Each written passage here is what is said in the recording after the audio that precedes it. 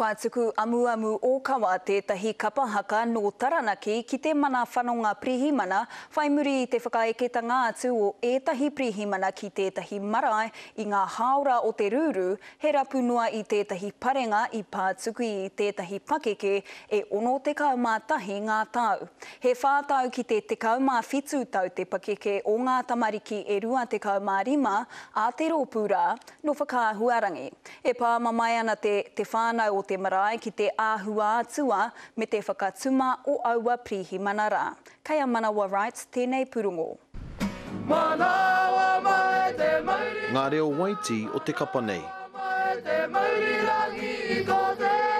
Engari i te rāhoroi i mauheretia rātou. So the ages in our rōpū start from the ages of 4 to 17. And no, we didn't give them permission to come into our marae. Oh, I have a medical problem. I have a tremor of all my nerves in my hands. Why are you shaking? Kind of just made me feel like, you know, he seemed I was guilty and stuff like that. Whakāhurangi. I te hātarei i patua tētahi kraua ki konei. I te iho i te 1 kiromita atu i te marae o whakāhurangi. Toko rua ngā pirihimana i kimi utu i te marae.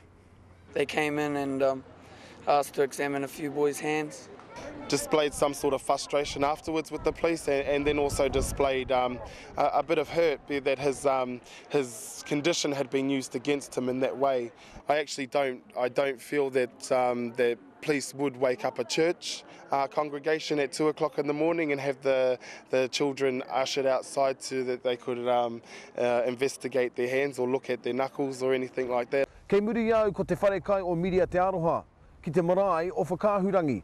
He oi anō e ai ki ngā kōrero Kāore he aroha i whakāturea ki te whānau o tēnei o ngā marae i te ata o te hātarei ia rātau te hunga pirihimana e rapu ana i tērā tangata hara.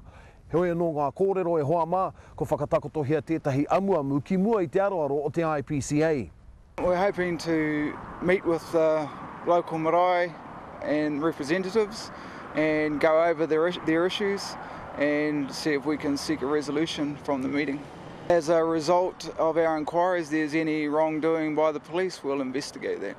Kei te aro matawaitia tēnei amuamu e te hunga pirihimana me te IPCA. E ai ki te whānau, he whakapāha te whai. Manawa Right, te karere.